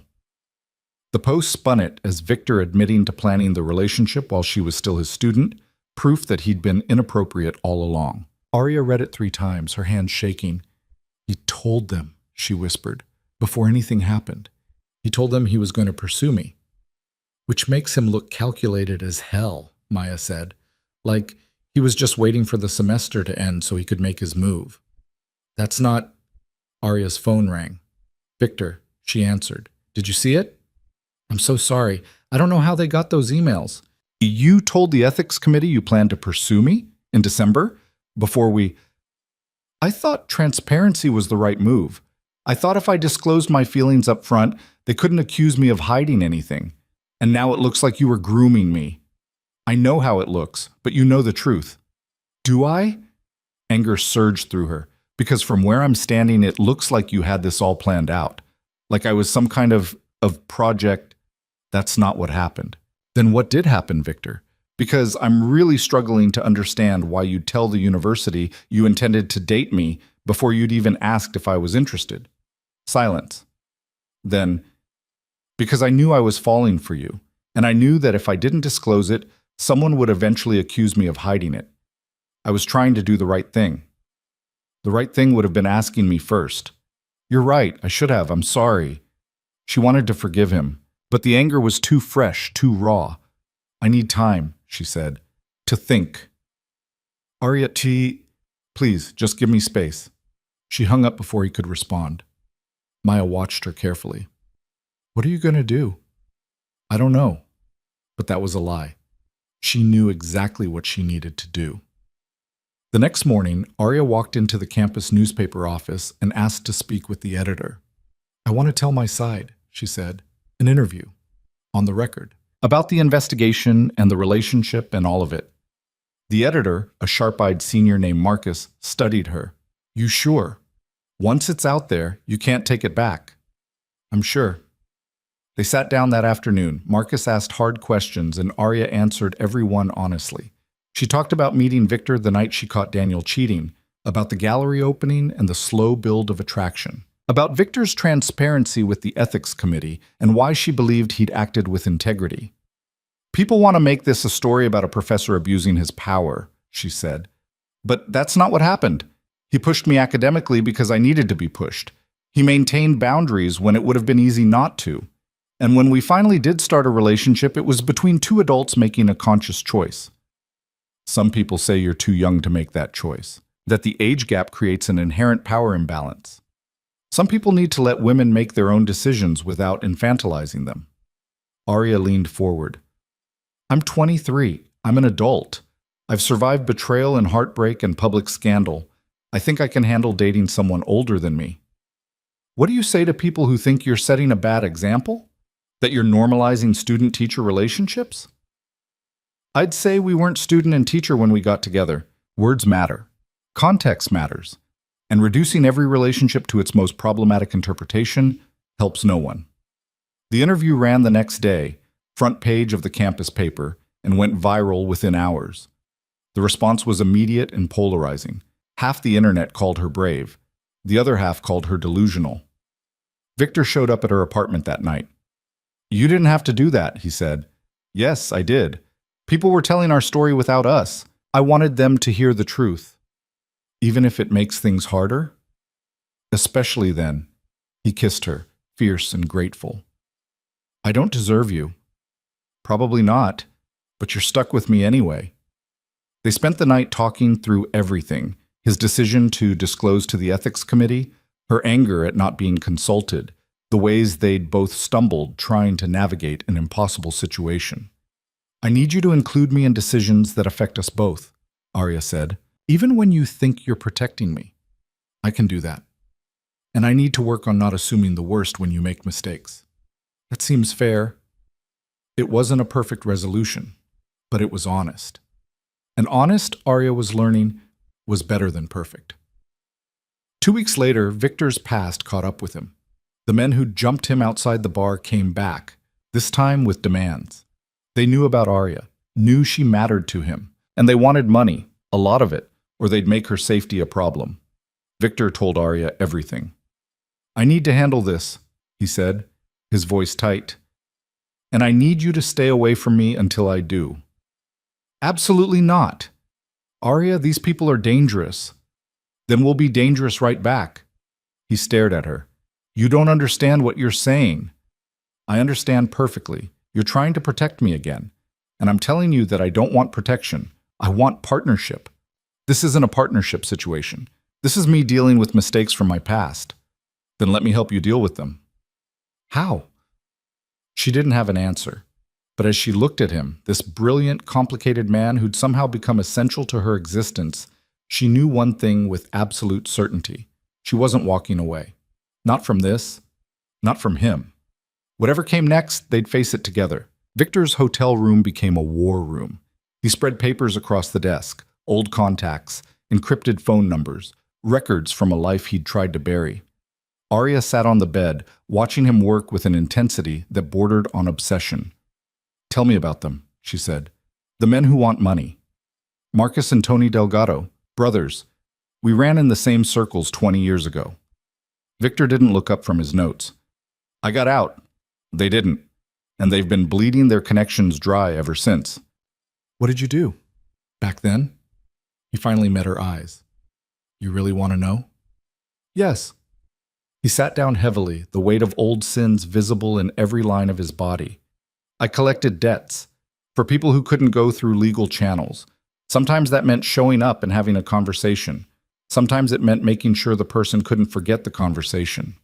You hurt people. I broke bones, ruined credit, burned down a few businesses that refused to pay. His voice was flat, matter-of-fact. I told myself it was survival, that I was doing what I had to do. But the truth is, I was good at it. And for a while, I liked being good at it. Arya processed this, trying to reconcile the violent man he was describing with the person who'd bandaged her knee and pushed her to create honest art. What changed? I met Daniel's mother, Sarah.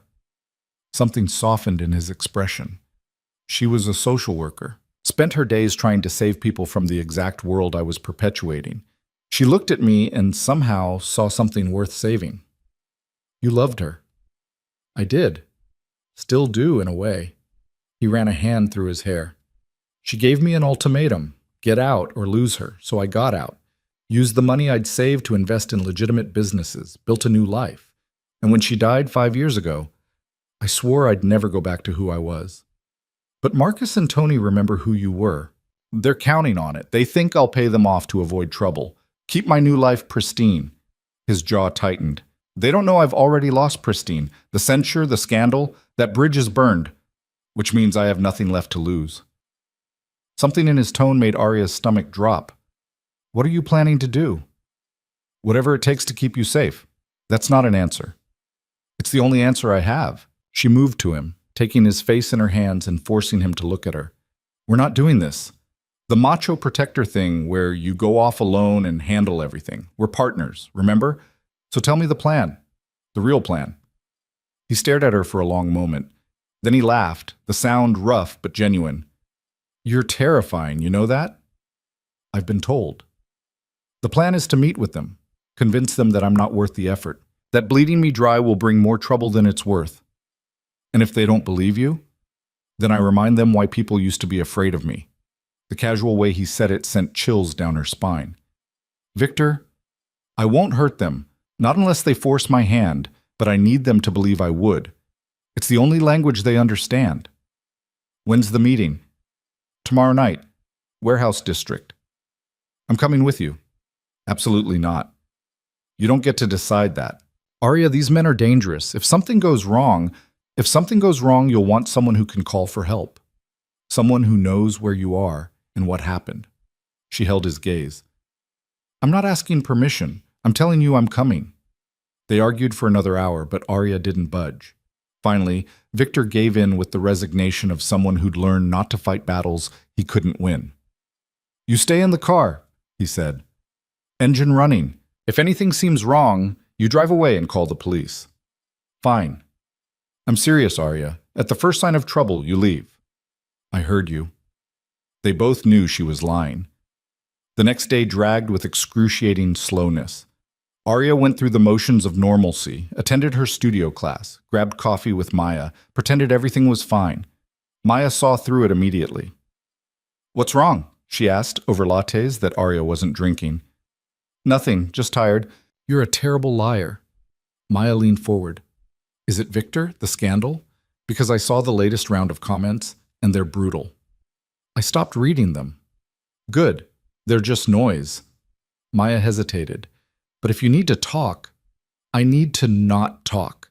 I need to just sit here and drink overpriced coffee and pretend my life is normal. Okay, Maya squeezed her hand. But when you're ready to stop pretending, I'm here. Arya left before she could break down and tell Maya everything. She spent the afternoon in her studio trying to paint, but mostly just staring at blank canvas. The piece she'd started, all dark reds and violent brushstrokes, felt like a premonition. Victor picked her up at 9. He drove his own car this time, a black sedan that probably cost more than Arya's entire education. They didn't talk much on the drive, the tension thick enough to choke on. The warehouse was exactly what Arya had pictured. Abandoned industrial building, broken windows, the kind of place where bad things happened and nobody asked questions.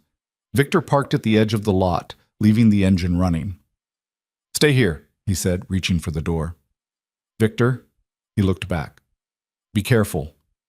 Something flickered in his eyes. Fear, maybe, or determination. Always am. He got out, and Arya watched him walk toward the warehouse, every line of his body radiating controlled violence.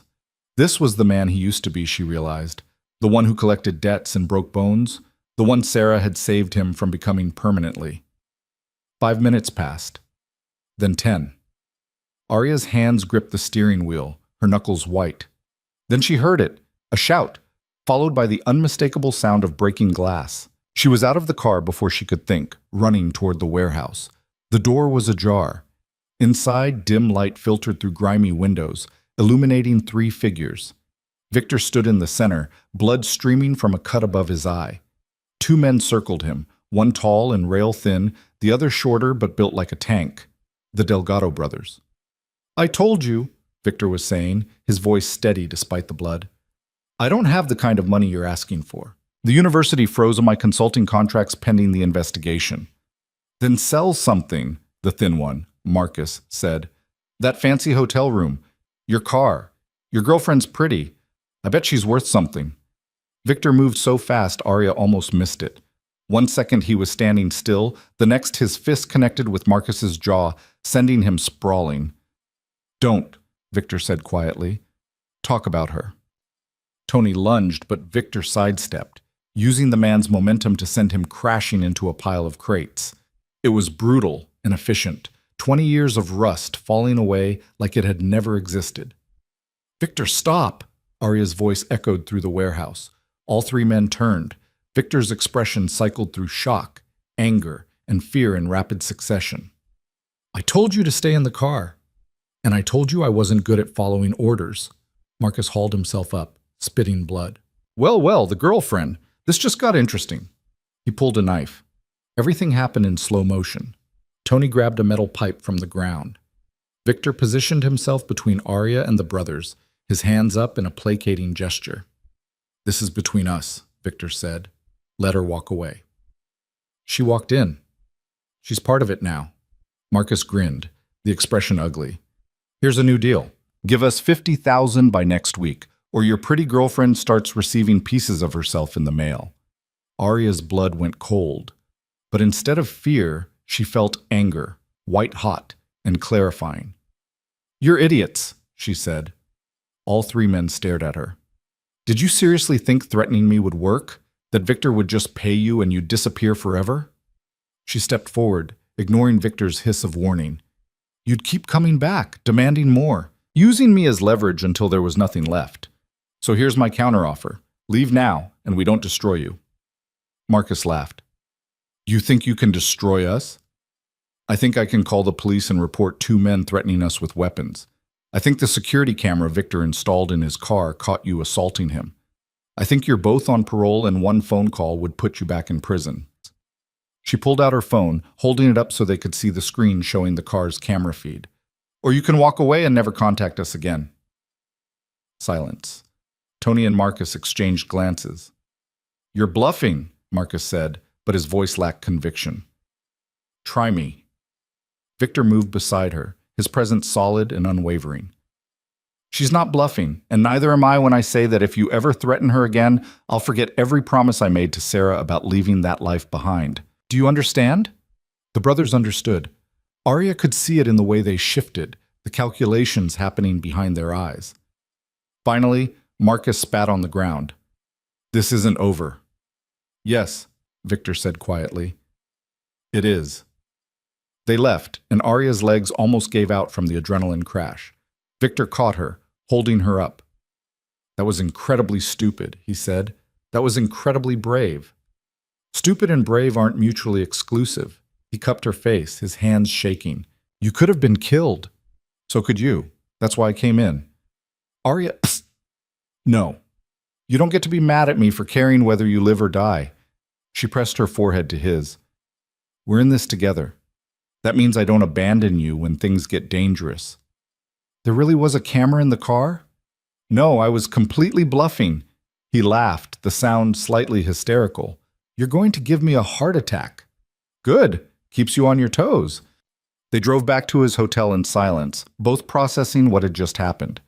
In his room, Arya cleaned the cut above his eye while he sat still, watching her with an expression she couldn't read. What? She asked finally. I've spent my whole life trying to protect people by keeping them at a distance. First from the violence I was capable of, then from the consequences of my past. His hand found hers. You won't let me keep you at a distance. No, I won't. It terrifies me. Good. I'm terrified too. He pulled her into his lap, holding her like she was the only thing keeping him anchored to the earth. They stayed like that for a long time, just breathing together, letting the fear drain away. I need to tell you something, Victor said finally. The university offered me a deal. They'll remove the censure from my record if I resign at the end of the year. Arya pulled back to look at him. Are you going to take it?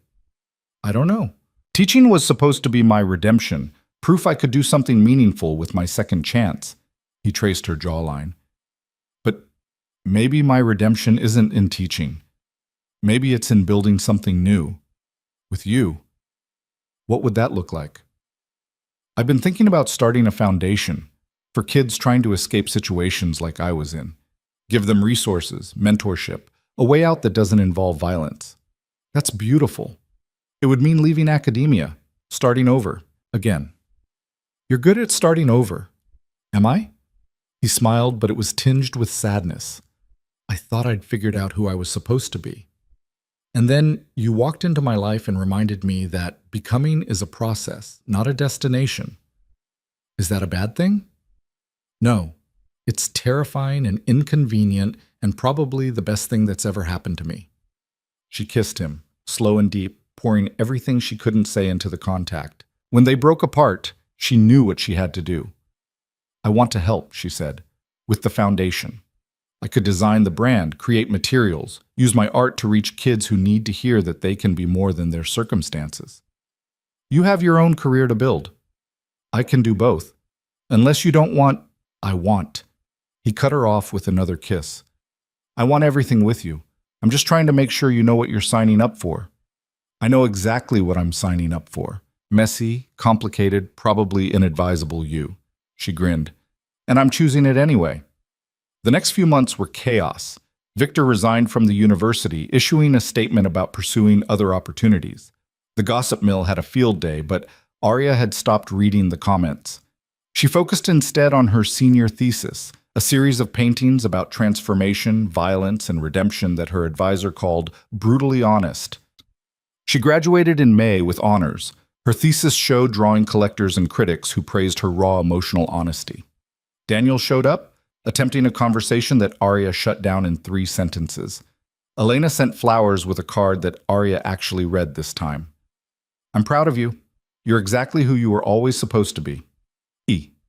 Arya kept the card. Victor's foundation launched in June, focused on providing resources for at-risk youth. Arya designed everything: the logo, the website, the promotional materials. They worked side by side, building something that felt like redemption and hope in equal measure. Maya got a job at a gallery in New York and begged Arya to come with her. Arya declined. You're staying for him, Maya observed over their goodbye dinner. I'm staying for me. Victor's just a really good bonus. You're happy. I am. Then I'm happy for you, even if I still think the age gap is weird. It is weird, but it's our weird. Maya hugged her tight. Don't be a stranger, okay? And if he ever hurts you, I know where to hide a body. Noted. On a humid night in July, Victor took Arya to the mansion where they'd first met. It had been sold months ago, the new owners turning it into a boutique hotel. Victor had rented the study, his study, for the evening.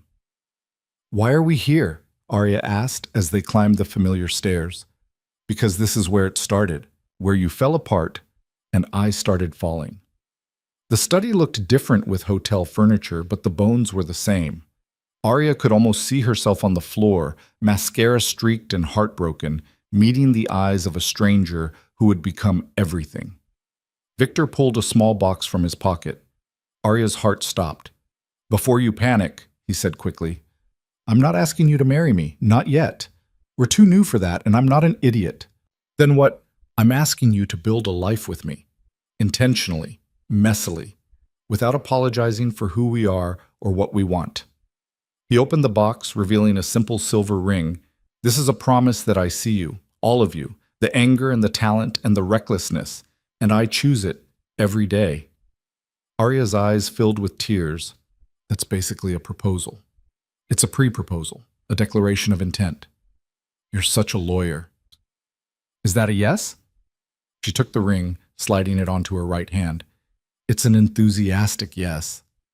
He kissed her against the desk where he'd once sat grading papers, where he'd first realized she was more than just another student. The kiss tasted like new beginnings and old ghosts laid to rest. I love you, she said against his mouth. In case that wasn't clear, I love you too, messily and completely and probably too much. There's no such thing as too much. Give it time. You'll get sick of me. Doubtful. They stayed in that study for hours, talking about the future they were building. The foundation expanding, Arya's art career, maybe a house outside the city, definitely a dog. Kids were a maybe, something to revisit when they'd been together longer than a few months. What about your family? Victor asked. Your parents. Elena. What about them? Don't you want to reconcile? Make peace? Arya considered it. Maybe eventually. But they're not my priority right now. You are. We are. The life we're building. That's very healthy and mature of you. Don't get used to it. I'm planning to be petty and immature about many things. I'm counting on it. 2 years later, they did get married. Small ceremony, just Maya and a handful of close friends. Elena showed up uninvited, and Arya surprised herself by letting her stay. They didn't hug, didn't cry, but they talked for 10 minutes about art and therapy and learning to be better people. It wasn't forgiveness, not exactly, but it was something. Daniel sent a gift, expensive and impersonal, that Victor returned with a note that said simply, no. The foundation grew, helping hundreds of kids find paths out of violence and into opportunity. Arya's paintings sold in galleries across the country, each one a raw examination of transformation and survival. Critics called her fearless, Maya called her successful, Victor called her home. On their third anniversary, standing in the Foundation's new headquarters, surrounded by artwork created by the kids they'd helped, Victor actually proposed. Down on one knee, ring in hand, nervous in a way Arya had never seen him. I know I already gave you a ring, and we're already married, but I wanted to ask properly. Will you keep choosing this, keep choosing us, even when it's hard? Especially when it's hard. She pulled him up, kissing him in front of a room full of people who'd learned that second chances were real. Always yes. Their life wasn't perfect. They fought about money and time and whose turn it was to handle the Foundation's crisis of the week. Victor's past occasionally resurfaced in ugly ways.